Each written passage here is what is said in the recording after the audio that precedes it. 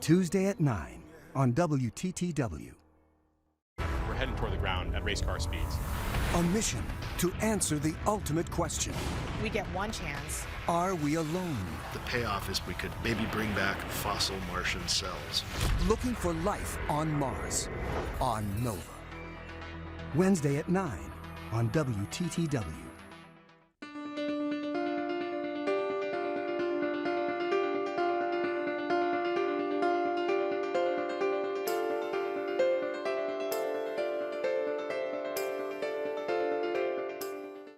Programming on WTTW is made possible in part by viewers like you and by the following.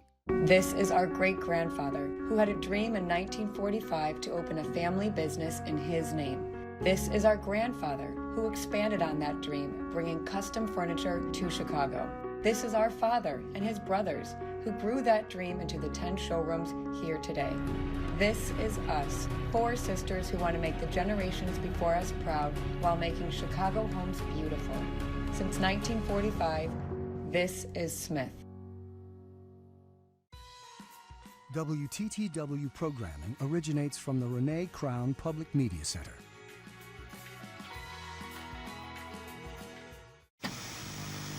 James Baldwin, Patti LaBelle, Toni Morrison, Al Green, Earth, Wind & Fire, Stevie Wonder. Yo, this is every day. That program was so beyond its time that it was in time. That on national TV was revolutionary.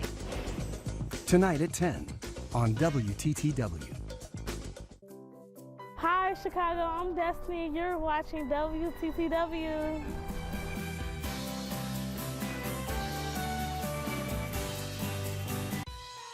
This evening's presentation of Chicago Tonight is made possible in part by Jim and Kay Mabey.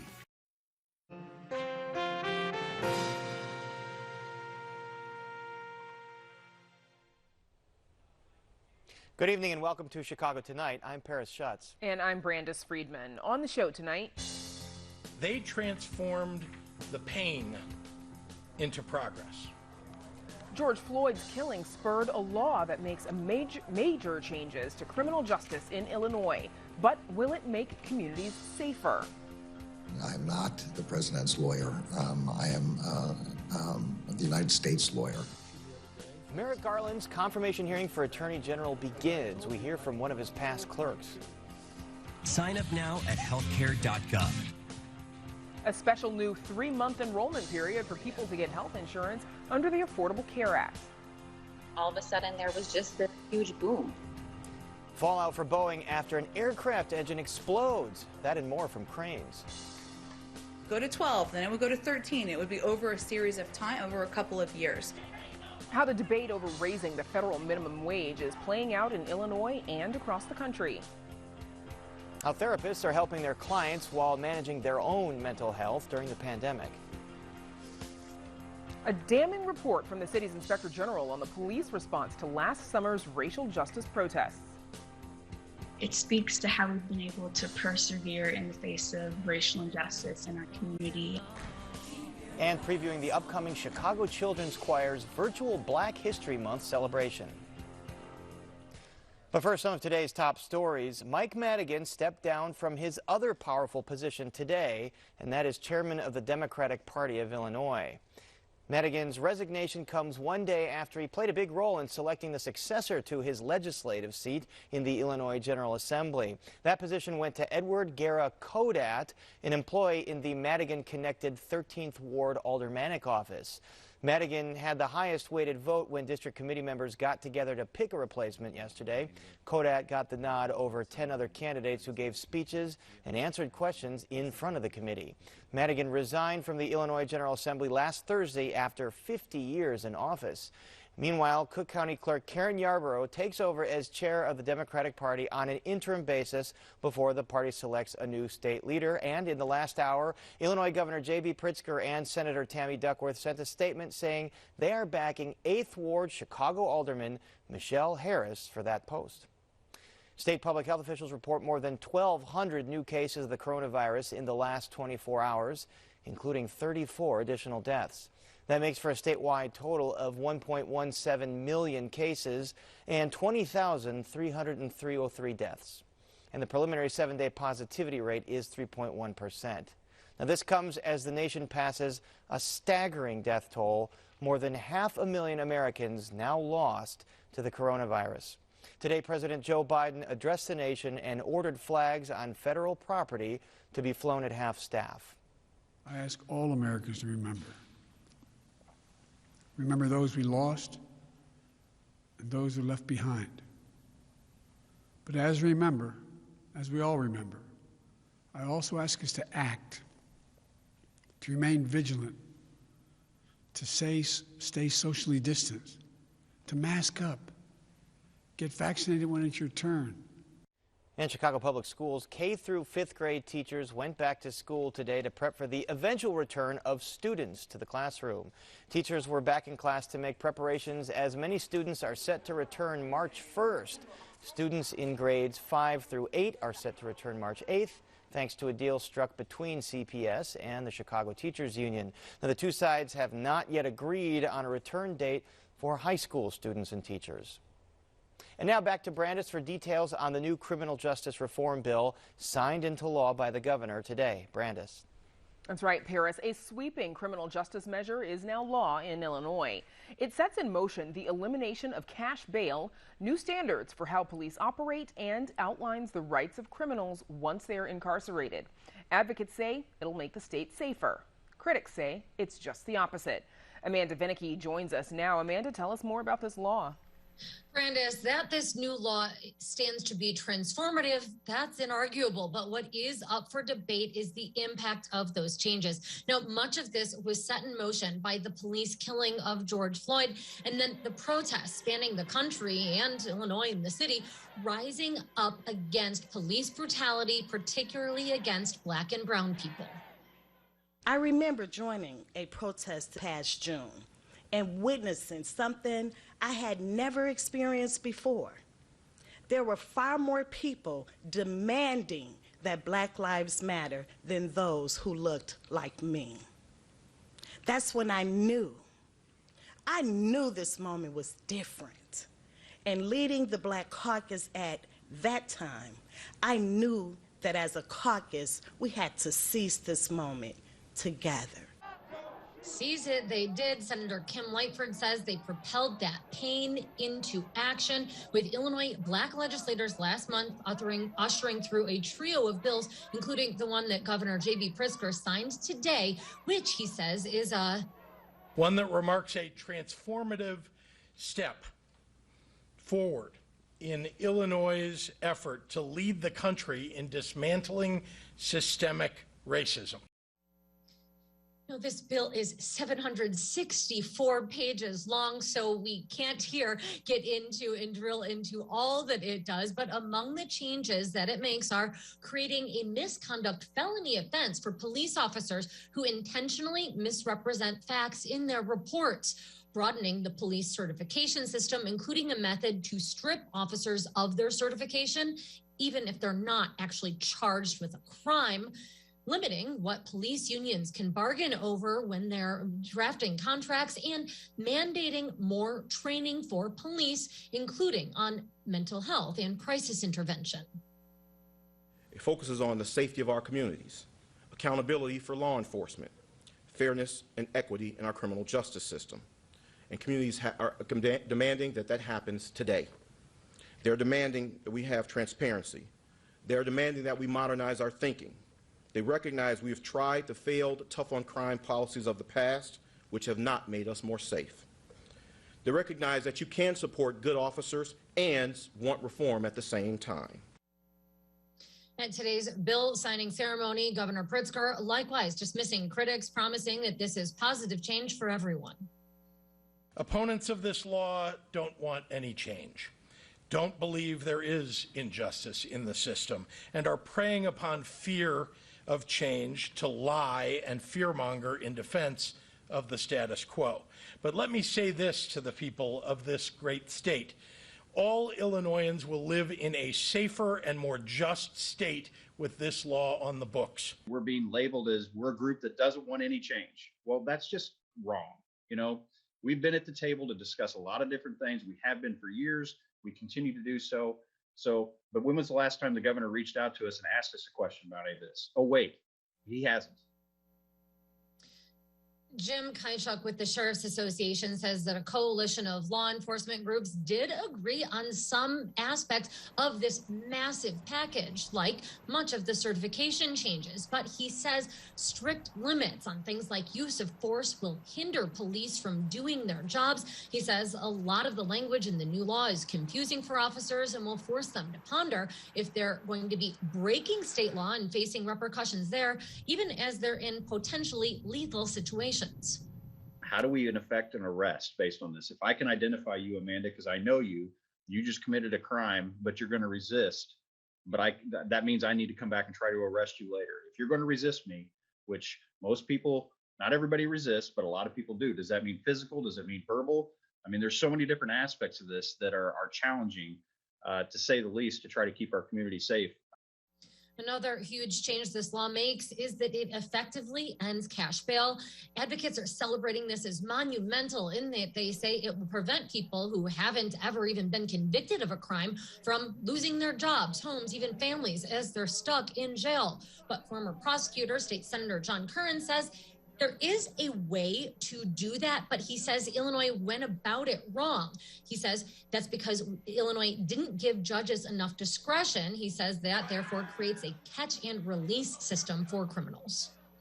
We can agree that that detention should not be determined on an ability to pay. There should not be a system in place that is going to have greater consequences for the indigent or those that can least afford to pay as compared to someone of wealth. Someone of wealth that poses a risk to the community at large should be in that same standard just because they can pay a high bond. So we can agree there, but what we replace that system with matters. It needs to maintain that level of public safety.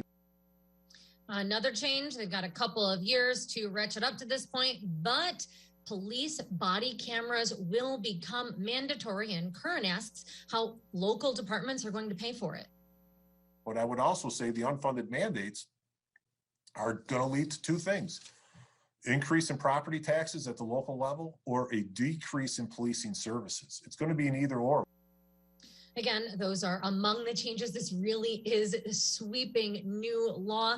Among the other changes, arrestees will get to make 3 calls instead of 1, and they can be able to check their phone as well, ostensibly to get those phone contacts. The law does not make any change to qualified immunity. That was a major sticking point in negotiations, but it does create a task force that is going to examine that issue. By the way, you do want to look for some changes or fixes. Advocates say that that's just a normal part of the process, particularly with something this massive. But critics say that that is evidence that this overhaul was rushed. Brandis, back to you. It is a big piece of legislation, Amanda. Thank you. And now to Paris and day 1 of a highly anticipated confirmation hearing. Paris. Yeah, Brandis, that's right. President Biden's pick for U.S. Attorney General Merrick Garland was on the stand for his long-awaited Senate confirmation hearing today. Garland is a native of north suburban Niles, graduate of Niles West High School, a longtime federal judge in the D.C. Circuit, and former nominee for U.S. Supreme Court. While Garland's SCOTUS nomination was stonewalled, he is likely to receive bipartisan support to take charge of the justice system. And joining us now with more is Alex Groden, a partner at the law firm Bartlett Beck. He also clerked with Garland in 2014 to 2015. Alex Groden, welcome to Chicago Tonight. Thanks, Barry. So from your vantage point, having worked alongside him, what kind of AG do you anticipate Merrick Garland will be? Yeah, I think you can take a look at how Garland, handled himself in the hearing today. He's a man of incredible integrity and honor with a sense of public service. That's what he was like as a boss and as a judge and as a prosecutor before that. And I can tell you from personal experience working side by side with him, every day for a year and knowing him since, he is a perfect pick for the moment. For the Department of Justice, he's going to bring some badly needed integrity and independence back to the department. And part of the experience he has is prosecuting domestic terrorism. Here is Senate Judiciary Chairman Dick Durbin, the Illinois senator, talking about that experience today. You know what it's like. You've been there before. You've seen domestic terrorism. You led the investigation, prosecution of the Oklahoma City bombing, and in doing so, made the nation safer and brought some measure of peace and healing to the victims and their families. I'm confident that given this prior experience, you're up to the task the department now faces in the wake of January 6th. In fact, I can think of few people better suited to do it. So as Durbin alludes to there, Alex, Garland supervised the prosecution of Timothy McVeigh and all cases related to the Oklahoma City bombing in 1995. How does that experience shape how you think he would lead the investigation into the January 6th insurrection? Yeah, sure. I think I agree with the senator. I mean, Judge Garland sort of earned his stripes, working on high-profile investigations and cases in the 90s with the Department of Justice, not just with Oklahoma City, as you mentioned, but also with the Unabomber case and Ted Kaczynski, as well as others. And I think what we can take away from that experience is he's widely credited, widely respected for his work and leadership on those investigations, both involving issues of domestic terrorism. And I think what you saw today was a reaffirmance that he'll be able to hit the ground running with prosecutions related to domestic investigations and prosecutions related to domestic terrorism. The events of January 6th are just one example. And another. I'm sorry, I was going to say another part of his judicial philosophy, Garland says, comes from his own family experience, and that was an emotional bit of testimony he offered today. Let's take a look at that. Have you discussed the case with the president or anyone else? And I don't expect you to discuss your private conversation with the president, but members of this committee always asked judges or other people, did you discuss with the president, for instance, your position on abortion? So have you discussed this Hunter Biden case with the president or anyone else? All right, so that's not the clip I was referring to. This is Senator Chuck Grassley from Iowa referring to the investigation into the president. But first, let's talk about the family experience where Garland said his family fled the persecution and anti-Semitic persecution and found refuge in the United States. When you worked with him, did his family history weigh heavily on him and his approach to justice? Oh, absolutely. Paris, I mean, this is someone who has had a lifelong commitment to public service, and that's what you heard him say today. He wants to give back to the country that took his family in and protected his family from persecution. This is a man who started out, little known fact, he wanted to be a doctor. He just wanted to help other people. It turns out he's pretty well suited as a lawyer and as one of the nation's brightest legal minds. So that's the course he's taken. But yeah, I think you can take what he said to the bank, and he meant every word of it. He's dedicated his incredible career to public service, and I think he has a deep sense of giving back to his country, and he'll bring that spirit to the Department of Justice. Now, I do want to address what was brought up in the clip that we just played. How thorny of a position is it, do you believe, to have the president appoint someone to be the attorney general when it's revealed that his own son is and has been under federal investigation, and that the president's own son, that is? Paris, in a vacuum, I agree with you. It's thorny, it's fraught.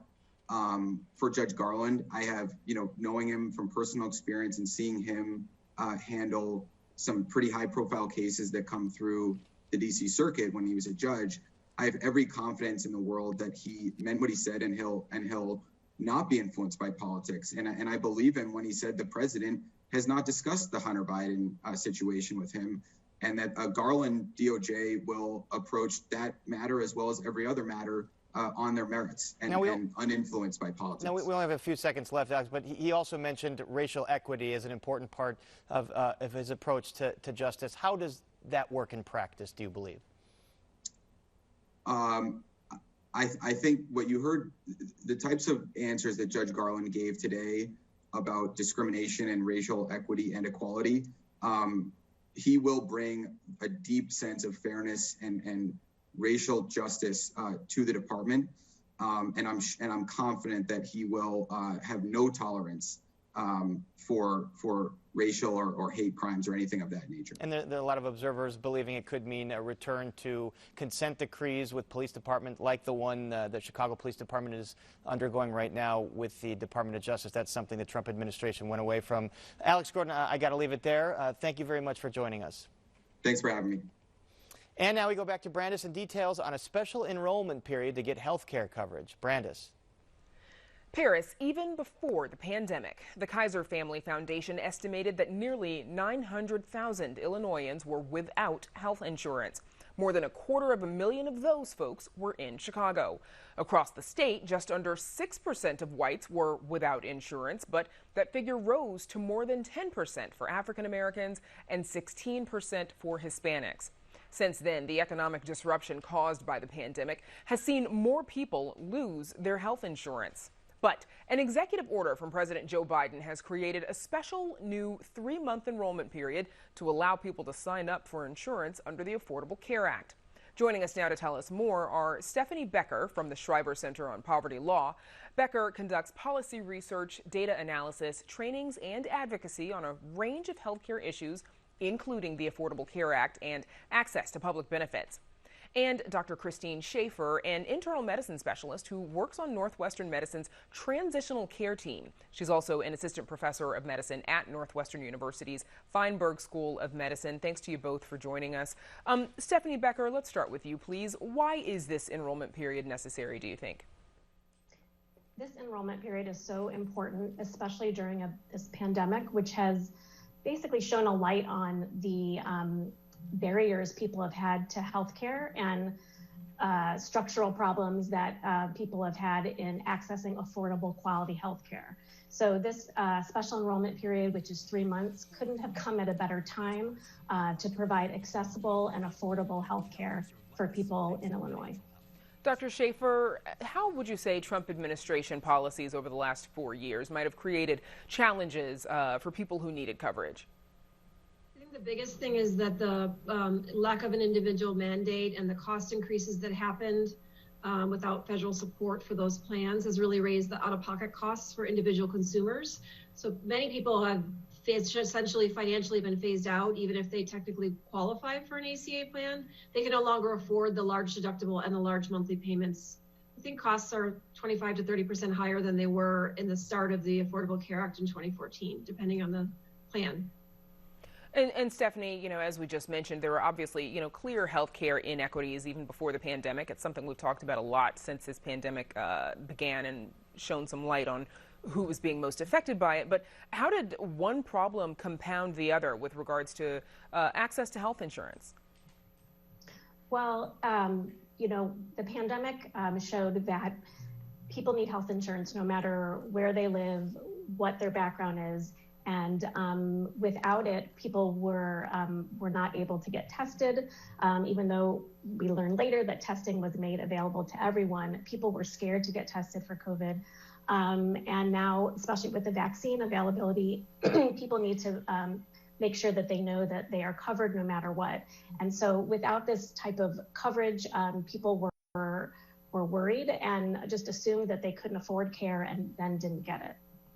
And Stephanie, since, the onset of the pandemic, how have the needs of the population that you all work with, how have those needs changed or shifted? Well, I mean, unfortunately, like we said, so those essential workers that had to work face to face with people all these months, those are people who are less likely to be insured. And so it's compounded the need for health coverage for people who are low income, people who are in low wage jobs, who are really had to face and who got the COVID, who got it more readily than others. So it really just shone a light on people who had to be in front of other folks and get coverage was not available for them, but now it is.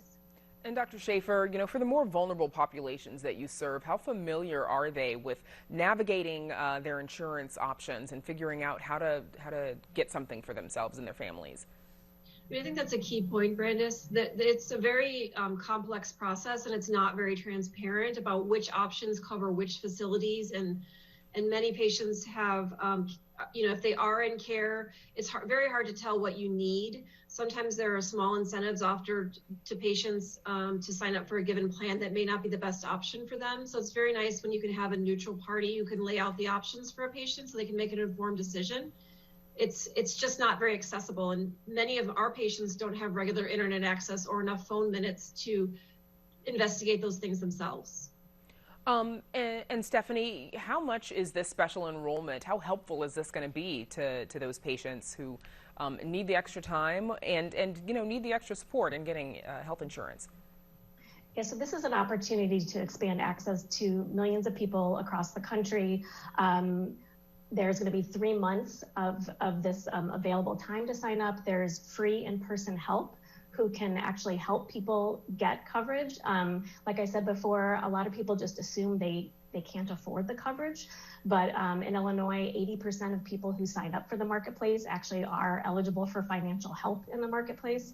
So this coverage will provide, this opportunity will provide people with the ability to spend some time, look at the plans, talk to some trusted community partners about the plans, and then get enrolled and then get covered. And Dr. Schaefer, would you say the ACA in its present form is going to be enough to help people who need ACA, who need coverage? I think, unfortunately, the current costs that are out of pocket are very burdensome to lower income workers, especially our essential frontline workers, many of whom are providing essential services in stores and as drivers and other essential things that keep our society going when many people are staying home. But many of those people who are making at minimum wage or just above can't afford the large personal outpay each month and the large deductible. Sticking with that for just a little bit, beyond this special enrollment period, what other changes would you like to see to the ACA under the Biden administration, Dr. Schaefer? I'd like to see an expanded access, which President Biden has proposed, and I think it's been sent to the House, allowing people who are just above the ACA cutoff for Medicaid to have access to a low-cost option or to pay into Medicaid. Currently, there is a very small percentage of people who qualify for what we call a spend down, which is a coverage that happens when you're just above the Medicaid cutoff, where you pay a small portion out of pocket and the rest is covered. But that's not an easy option to navigate, and so having regular coverage is critical. And this plan that President Biden proposed would be very helpful. And Stephanie, we've got just a few seconds left, but for anyone who wants to try to get insurance through the ACA, what should they do? Yeah, so they can go to getcoveredillinois.gov and they can get connected with an enrollment assister there. They can also go to healthcare.gov and start shopping for plans and checking out what type of financial help they can get in the marketplace. Okay. Our thanks to Stephanie Becker and Dr. Christine Schaefer for joining us. Thank you. Thank you. Up next, celebrating Black History Month with the Chicago Children's Choir. Stick around. Good evening and welcome to Chicago Tonight, Black Voices. What do you believe prevents a strong coalition of Black and Latino communities forming across the communities? I want us to, as a nation, to find a way to come together. Go down the block, get it from someone local, and keep the money in the community. Black joy and the Black experience is magical.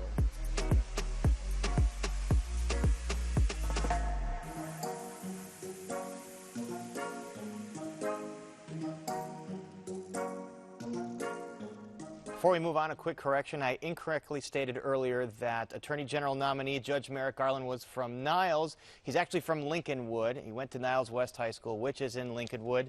I regret the error. I said he was from Niles. He is from Lincolnwood. And we have much more ahead on the program, including the debate over raising the federal minimum wage. But first, a look at an upcoming Black History Month concert with the Chicago Children's Choir. Arts correspondent Angel Ito shares how this musical walk through Black history explores how Black music has served as a cultural key for all genres. Take your faith and hold it long. Preserving and persevering. That's the theme of this year's Black History Month celebration with the Chicago Children's Choir. One of the most incomparable and underappreciated contributions to American music is that African sound. So, and we say, and all these things that seem so foreign and so outdated, antiquated per se, it's still all the things that show up in gospel and hip hop and jazz and, you know, all in spoken word even, you know, because we provided the rhythm and the groove for all of those things. This musical walk through Black history explores how African traditions not only influence music genres today, but how it's helped the Black community celebrate and maintain its own traditions. It talks about how people have been able to persevere just kind of in the face of racial injustice in our country and in our community. So it's definitely a relevant topic, especially considering, you know, the reality of our society today and how we are still able to be here and still able to celebrate each other, like not only considering like our past history, but also our present history today. Crying out above the ground, clock running out of time. 2020 been a ride because we lost more. The concert features collaborations with Chicago artists like Peter Cottontail, plus Lisa Fisher and even Ranky Tanky, who will teach the choir about ring shout, a musical ritual that originated during slavery. Who was very, very instrumental culture preservers of the Gullah tradition. So they have availed themselves in a workshop and was able to give our kids more insight, more detail on what the ring shout is and how it's done, you know, what it signifies. While it's an opportunity to educate the Black community on parts of its history not often acknowledged, Norwood says this is an important history lesson for everyone. All of our kids need to know this. This is not just Black history. It is American history. It's bigger than American history. It's world history. And we all need to know these things.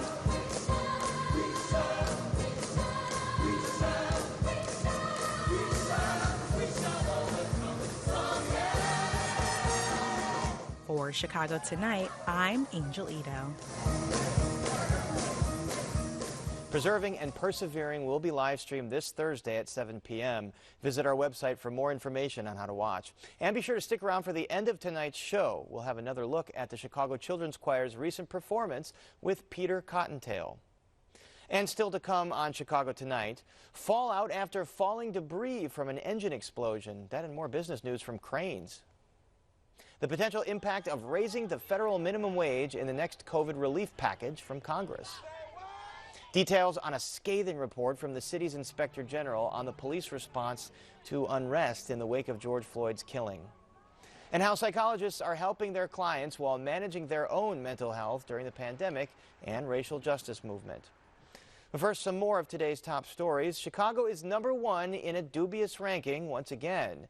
An annual report from the University of Illinois at Chicago ranked the city America's most corrupt and Illinois as the country's 3rd most corrupt state. The report is co-authored by UIC professor and former alderman Dick Simpson.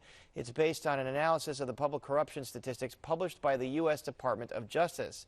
In 2019, there were 26 public corruption convictions in the Northern District of Illinois. That's double the number recorded in 2018, according to this report. We've had big snowfall, and now officials are warning for the big melt. Warmer temperatures this week through the weekend means some of that 2+ foot snowpack will melt off and turn into stormwater. With that in mind, the Chicago Department of Buildings has issued guidance today advising building owners to keep an eye on falling ice and cordon off areas that pose a danger to pedestrians. The department is also advising residents to monitor roofs and contact professionals to assess concerns regarding snow and ice buildup. And there is more about this story on our website. And now back to Brandis with some of today's top business headlines. Brandis. Paris, thank you. Allstate dramatically increases its dividend. A developer plans to build 2 high-rises in Chicago's West Loop, and dozens of Boeing aircrafts are grounded after an engine explosion showered debris over suburban Denver. Here's what a passenger from that flight had to say. We were just hitting altitude going into the clouds, and I turned over to just talk to my daughter, and all of a sudden there was just this huge boom. I did scream. And my daughter kind of said, "Mom, don't scream." And I grabbed out my rosary. I was scared. Here to go to behind the headlines is Crane Chicago business editor Ann Dwyer. And we just heard that passenger there. Let's start with that Boeing story. Obviously a very scary time for those passengers, but recap what happened this weekend and what's been the fallout for Boeing. Well, essentially, as your setup indicated, Brandis, it is a miracle that no one was hurt in this incident. This plane was taking off, a Boeing 777 United Airlines flight from Denver to Honolulu. And after takeoff, one of the two engines on the plane basically exploded. There was a fan blade in one engine that broke, setting off an explosion and flames. Now, these planes are designed to fly with only one engine. And so the crew very quickly brought the plane back to Denver. No injuries reported on the plane. And nevertheless, there was an entire debris field of stuff falling from this engine onto suburban Denver for several miles. And right now, the company that's really facing even more scrutiny than Boeing in the wake of this incident is actually Pratt & Whitney. They're the ones who actually manufacture that particular engine. So we'll be watching to see what their next steps are. In the meantime, Boeing, for its part, has declared that all 777s should be grounded for the time being until they can get to the bottom of what happened. That's a remarkable difference from just a few years ago when the 737 MAX crisis happened. As you'll remember, when those two planes went down, killing hundreds, the company actually for quite some time was maintaining that plane was safe. Now they're taking a much more conservative approach, which is an indication, I think, that they learned their lesson in the 737 MAX crisis. Right, yeah. And Northbrook-based Allstate hiking its quarterly dividend by 50%. What does that say about the auto and home insurance market? Well, it says mainly that fewer of us are driving, therefore fewer of us are getting into accidents, and therefore Allstate isn't having to pay out as much as it normally does to cover accidents at homeowners or auto insurance, for that matter. And they're sharing that largesse with their shareholders right now, and that's a good way to keep people in the stock. Now, the pandemic's effects on driving have been a boon for insurers across the board, but in Allstate's case, this is a dramatic boost in their dividend payout. They're paying out 81 cents per share, which is the highest it's ever been. The thing we'll be watching for next, of course, is to see how the disaster in Texas and other southern states hit so hard recently by just the inclement weather is going to affect insurers like Allstate going forward. But for now, it's a good time to be an Allstate shareholder. And with just a few seconds left, Ann, these two new high-rises in the works for the West Loop. What do we know about these towers and what makes this project unique in the few seconds we have? Okay, two giant towers, more than 1,000 apartments contemplated right next to presidential towers in the West Loop. And if this project goes through as planned, which is a big if, it would be the biggest downtown apartment development in 3 decades and a major bet that the apartment market is going to bounce back post-COVID. Big bet. All right. Our thanks to Crane Chicago business editor Ann Dwyer, as always. Thank you. And now, Paris, we go back to you. Thanks, Brandis. The latest COVID-19 relief bill could come up for a vote in Congress as early as next week, but a key Democratic priority might be on the chopping block. President Joe Biden had initially pushed for a proposal in the bill that would raise the federal minimum wage to $15 by 2025. But after opposition by 2 Democratic senators, the provision is now in doubt. His bill that he proposed that included a $15 minimum wage increase, included many other key components, may not look exactly the same on the other end when it comes out of the sausage-making machine. Tonight, as part of our Firsthand Living in Poverty series, we take a look at the minimum wage debate and how the scheduled increase to Illinois' minimum wage are playing out during the pandemic. And joining us now with more are Rob Carr, president of the Illinois Retail Merchants Association, and Adriana Alvarez, a McDonald's employee and a leader in the Chicago chapter of Fight for 15, a group pushing for a national minimum wage of $15 an hour. Welcome, both of you, to Chicago tonight. Adriana, first with you. Chicago goes to $15 this summer. Illinois is on a path to $15 by 2025. Why do you believe in fighting, and as you look at the scheduled rates here for Illinois, why continue to push for this nationally? You know, I do believe that this is everyone's fight. I'm not the only one struggling here in Illinois. You know, there's a bunch of people out there struggling. So I believe that the federal minimum wage should go up to a livable wage of $15 an hour. And Rob Carr, you represent businesses in Illinois. What are you hearing from your members about the most recent hike in Illinois and in Chicago, again, expected to go to $15 this summer? Yeah, I think struggling is a great word for it. There's a lot of employers who are struggling as well, which is why we have historic unemployment in the state as a result of the pandemic.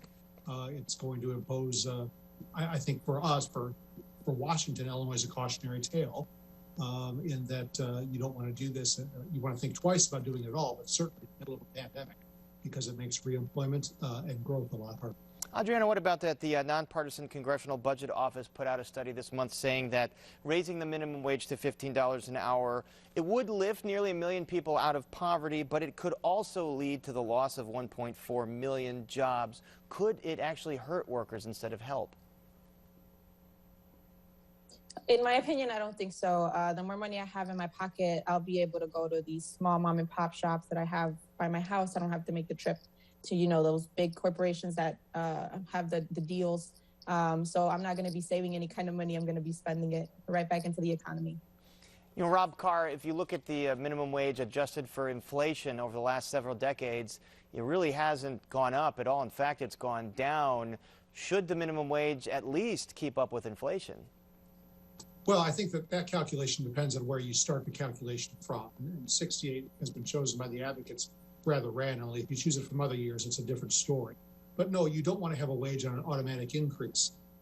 Sales are not on an automatic increase, for example. When you talk about the retail sector I represent, it's been horrible policy for the state of Illinois to continue its minimum wage increases in the midst of this pandemic. And that's what you would have if you had something on an automatic escalator like that. So that would be a terrible approach. Adriana, what about that?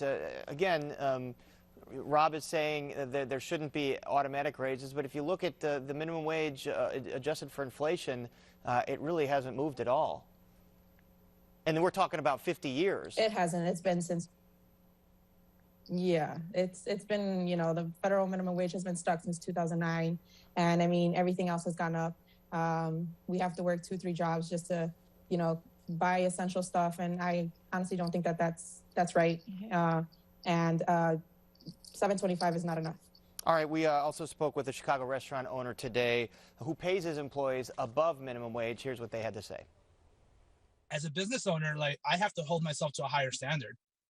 And I do. I think that, like, if you're chasing after $1, you have to, like, look at who you're stepping over when you're doing that. And I think a lot of people, like, we tell everybody that, like, you know, stimulus, we're going to give you a stimulus check to spend money to, you know, to boost the economy. But then you don't want to pay people enough money to where they can boost the economy. What about that, Rob? You know, on the macro scale, $15 minimum wage, more money in people's pockets, more spending power for more people, it would boost the overall economy. What about that argument? We have never seen that work anywhere in the history of mankind, not once, and no researcher's ever been able to find that effect. Were that true, the rationale would be let's take it a lot higher. But we have not even we've never seen that effect anywhere. And that's because at some point, 1 + 1 does equal 2. And when you look at employers, and particularly in the state of Illinois, right now, in the middle of a pandemic, who are, if now that they're just, some of them just getting open, like restaurants and taverns, others at limited occupancy, many who have not passed along the increased costs that they've experienced from their suppliers, they don't have anywhere else to go. So, you know, unless we figure out a way to enhance their sales, that math doesn't work. Adriana Alvarez, has COVID-19, do you believe, has it changed the calculus here for businesses and the importance of boosting the minimum wage to $15 when you do see a lot of businesses really struggling to make ends meet right now? I mean, yeah, this pandemic has been awful on everyone. You know, myself, I had my hours cut, and if I were making the $8.50 that I was making when I started, I wouldn't be able to feed me or my son. And so I think that that's something to also look into, because our store stays busy just because our inside isn't open. The drive-through is always packed. We're making constant money, and I don't see how it is fair that we have to struggle. Rob Carr, in the few seconds we have left, what about different standards for minimum wage? I mean, does it make sense to have a uniform wage across the nation when you have different costs of living in cities versus rural areas? No, I think that's an important point, and that's something that we argued when we were debating this with Governor Pritzker in the Assembly at the time. The governor rejected that approach. We also had suggested support for a $50 minimum wage if you phased in longer. For example, City of Chicago employers will have had 10 years to get to $15, whereas downstate and suburban employers are being expected to do it in 5. And now they're being expected to do it in the middle of the pandemic. But that policy suggestion was also rejected. So, that's the problem we face. All right, well, we'll have to see where this goes at the federal level. We might know in the next week or so. And our thanks to Rob Carr and Adriana Alvarez. Thanks for joining us. Thank you. Thank you. And up next, a scathing report on CPD's response to last summer's unrest in a conversation that originally aired on our Sunday program, Chicago Tonight, Black Voices. But first, we take a look at the weather.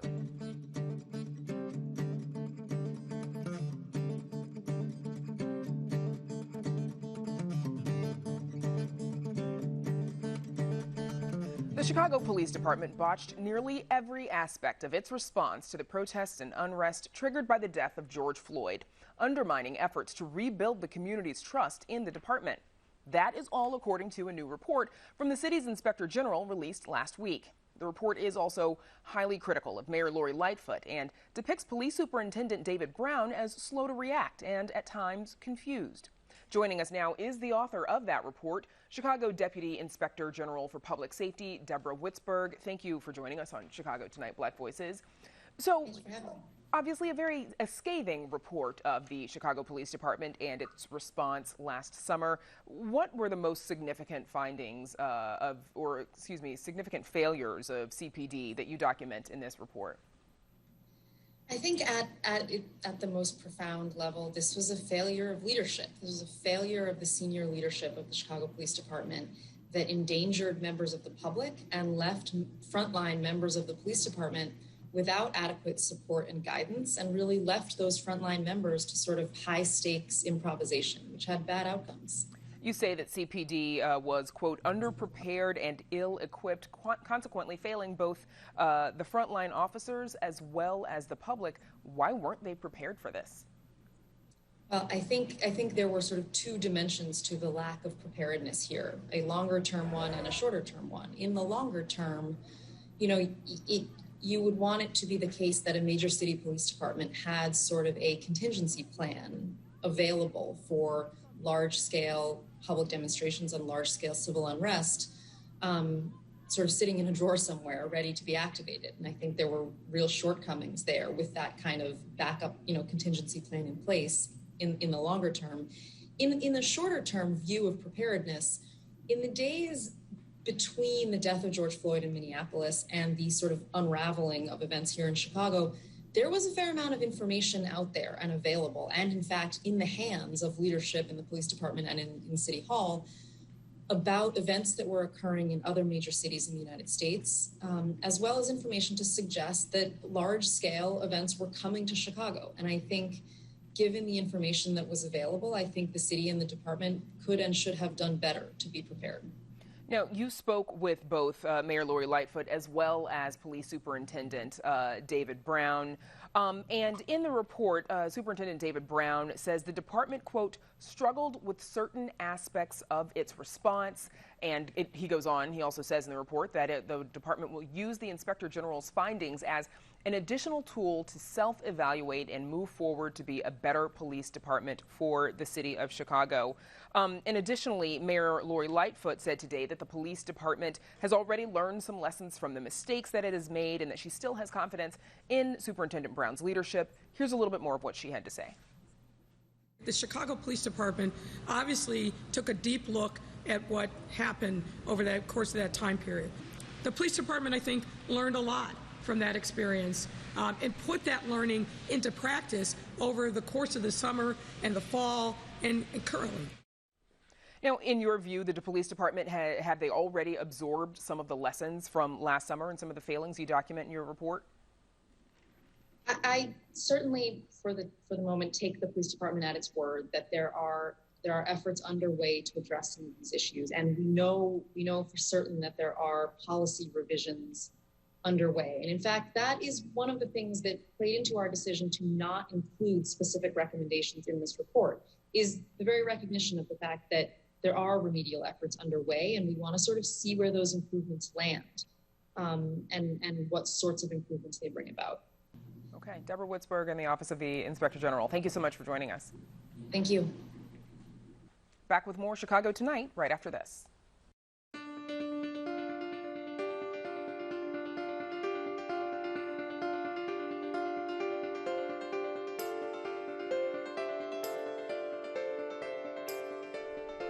A global health and economic crisis, a reckoning with racial injustice, a tense political climate, and an insurrection at the nation's capital. Throughout the past year, mental health has worsened, and therapists have helped their clients through a myriad of challenges. They've done so while also managing their own mental health.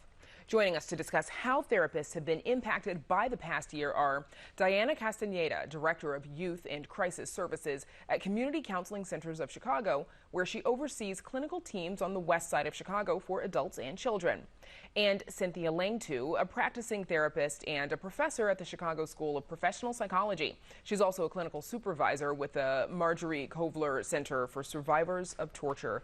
Thanks to you both for joining us. Thank you. A poll by the American Psychological Association of Psychologists found that 74% say they are seeing more patients with anxiety disorders compared to before the pandemic. 60% said that they are seeing more patients with depressive disorders. Diana, you and the therapists that you supervise, have you seen an increase in depression and anxiety among the clients that you serve? We definitely have. My team, as well as working with adults, works with kids. And the social isolation that children are experiencing, the lack of interaction with their friends, with their teachers, has led to severe depression, as well as anxiety about things that they weren't anxious about before. Just reimagining what it'll be like to return to school in person has been something that has caused an enormous amount of anxiety in a lot of teens that we're seeing. Dr. Langtu, is it a challenge for you and the other therapists that you work with to support your clients while also managing, one's own personal mental health through all of this?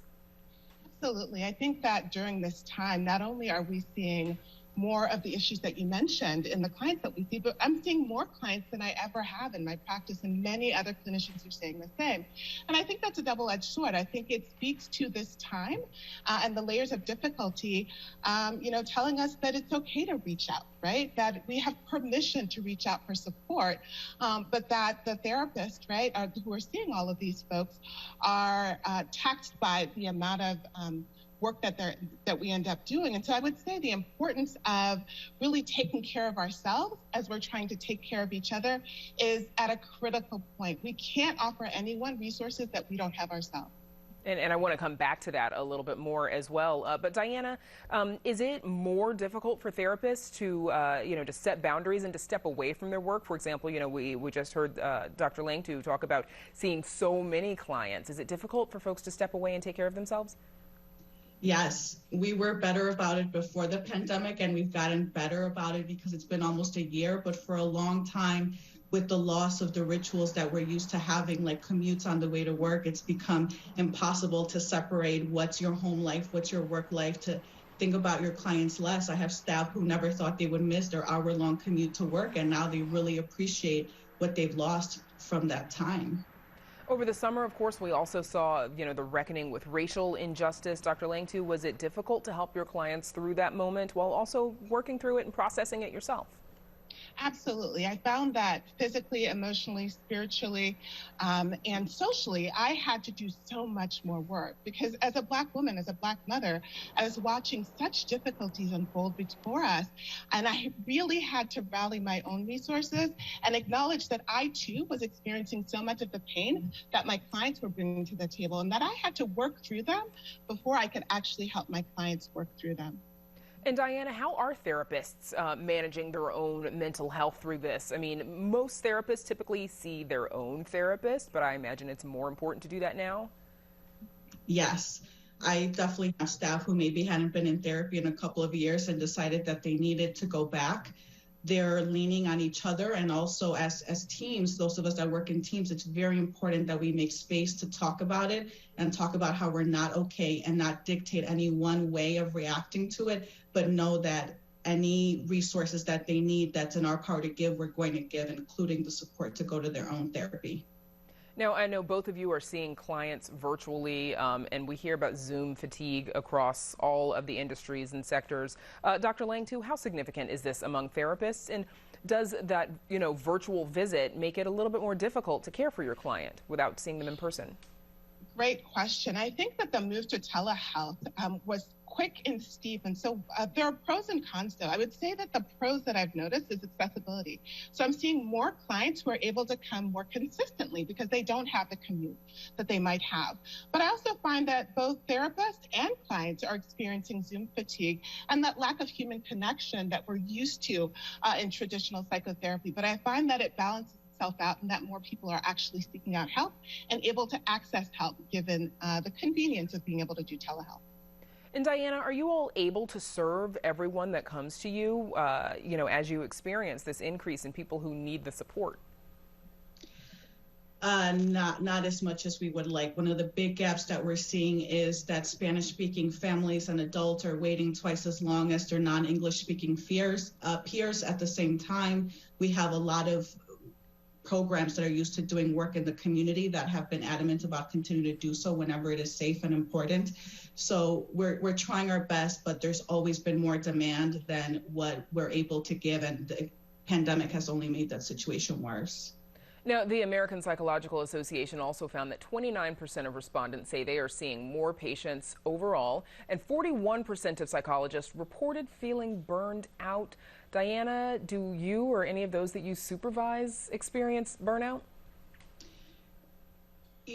Burnout for us has kind of come to mean this point of no return where you're not able to do this work at all anymore. I think what we talk about more, because so many of our clients come in with trauma and so much of the work that we do is trauma-based, more of what we talk about is vicarious trauma and the ways in which we're coping with everything that's going on the same way our clients are, sometimes in adaptive and sometimes in maladaptive terms. So what I will say I'm seeing unequivocally is an uptick in vicarious trauma symptoms among my staff. Okay. My thanks to Dr. Cynthia Lang, too, and Diana Castaneda for joining us, and thanks for the work you do. Best of luck. Thank you. Thank you. And that's our show for this Monday night. Please join us tomorrow night live at 7. And in just a few minutes, you can join me for our Black Voices February community conversation. I'll be joined by 4 Black women leaders in Chicago, shining a light on Black women, the power they hold while overcoming adversities specific to them. That's at 8 o'clock, and you can visit WTTW.com/events to RSVP and join. And we leave you tonight with some more from the Chicago Children's Choir. Now, for all of us here at Chicago Tonight, I'm Brandis Friedman. And I'm Paris Schutz. Thank you so much for watching. Stay healthy and safe, and we'll see you tomorrow. We were forced to choose in the morning. Leave all your baggage. The answer, you may not have it, but together in love we can find it. Hand in hand, tell the storm, get behind us. Get it together somehow. We gonna take it back like Jurassic. We gonna take it back from the masters. We gonna take it back to the masses. We gonna take the mask off the monster. We gonna take the snacks out of the taxes. We gonna take the Closed captioning is made possible by Robert A. Clifford and Clifford Law Offices, a Chicago personal injury and wrongful death firm, sponsoring a free continuing legal education program for over a decade for lawyers across the state.